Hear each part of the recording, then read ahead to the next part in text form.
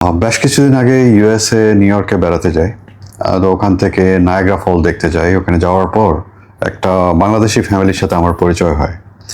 তারা আমাকে অনেকদিন আগে থেকে চিনে, আমার ভিডিও টিডিও দেখে। তো আমাকে ইনভাইট করলো। গেলাম বাফেলোতে। তাদের একটা মেয়ে আছে, সুন্দর একটা সংসার আর ছিমছাম। আর তো অনেক রাত ভোর তাদের সাথে আলাপ হলো, খাওয়া দাওয়া হলো। তারপর ঘোরাঘুরির পর নিউ ইয়র্ক থেকে যখন দুবাইয়ে চলে আসি, তারপর তাদের সাথে যোগাযোগ হয়। একটা ওই ভদ্রলোকের সাথে ভালো ফ্রেন্ডশিপ গড়ে ওঠে। হঠাৎ করে তাদের সাথে যোগাযোগ বিচ্ছিন্ন হয়ে যায়, কারণ তারাও বিজি, আমরাও বিজি, আমিও বিজি। সাডেনলি তার একটা মেসেজ পাই, বললো ভাই আমার তো সব শেষ, আমার ফ্যামিলি এখন ধ্বংসের পথে, কি করব বুঝতে উঠতে পারছি না। তো বললো যে তার বউ যখন সে দেশ থেকে নিয়ে এসেছে একরকম ছিল, এখন সে পরিবর্তন হয়ে গেছে। সাডেনলি তার চলাফেরা সব কিছু, উগ্রতার ভাব, তার অনেক বয়ফ্রেন্ড বেড়ে গেছে, রাত করে ঘরে ফিরে আর সব সময় বাহানা দেয়। এখানে আসার পর তাকে একটা চাকরিতে ঢুকায়, চাকরিও করে। তো এখন তার চলাফেরা, কথাবার্তা সব কিছু, আর তাছাড়া কোনো কিছুই পজিটিভলি রিপ্লাই করে না, জবাব দেয় না, সব কিছু নেগেটিভ। আর এখন কি করব বুঝে উঠতে পারছি না, সম্পর্কটা কি এগিয়ে নিয়ে যাব নাকি এখানে ব্রেকআপ টানবো, বা কি করব বুঝে উঠতে পারছি না। দেখেন, এই ধরনের অহরহ ঘটনা ঘটছে আপনার ইউরোপ, আমেরিকা, ইউকে, এই ধরনের যারা ফ্যামিলি আছে তারা এই ধরনের ফেস করছে। এখন দেখেন, মেয়েদেরকে আসল কথা হচ্ছে কি, বোঝাটা খুবই মুশকিল, অনেক কঠিন।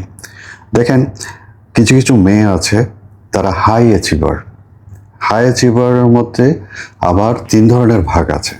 তিন ধরনের ভাগ বলতে কি, কিছু কিছু আছে ফেক অ্যাচিভার, আর কেউ কেউ আছে রিয়েল অ্যাচিভার। রিয়েল অ্যাচিভার হচ্ছে কি, তারা দেশে অনেক ভালো রেজাল্ট করে, তারপর সব জায়গায় তাদের ট্যালেন্টের ছাপ থাকে, তারা উপরে যেতে চায়।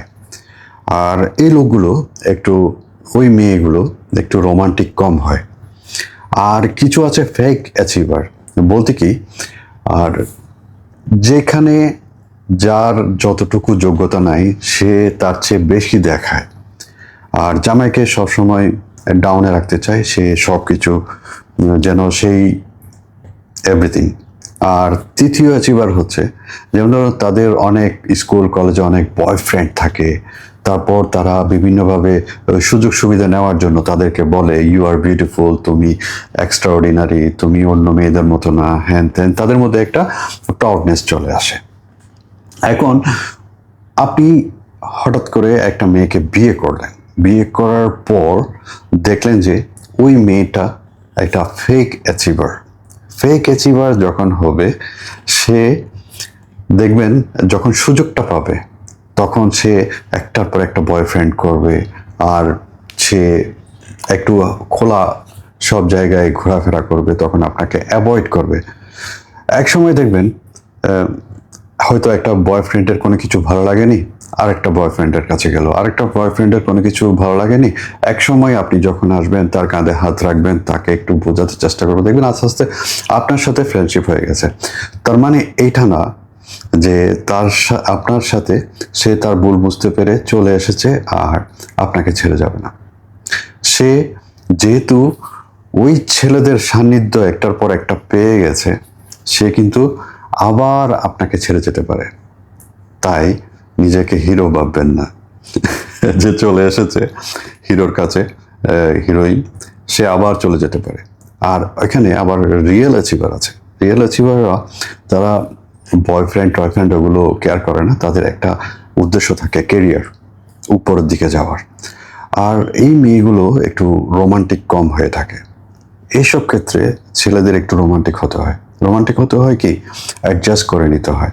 যেমন ধরেন আপনার এইসব মেয়েরা তেমন একটা হাসে না, একটু রোমান্টিকতা থাকে না। আপনি যখন রোমান্টিক কিছু একটা করতে যাবেন বলবেন যে আর কোনো খায়দায় কাম নাই, এই লোকটার বেকার, এই ধরনের ঝাড়ি মারবে।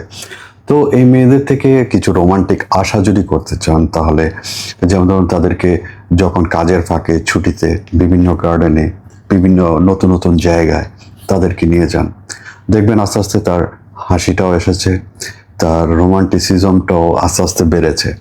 তো এইভাবে সম্পর্কটা হয়।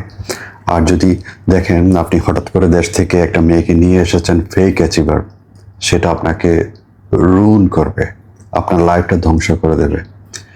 আপনি যদি নিজেকে বাঁচাতে চান তাহলে তখনই আপনাকে ডিসিশন নিয়ে নিতে হবে, এটা মনে রাখবেন।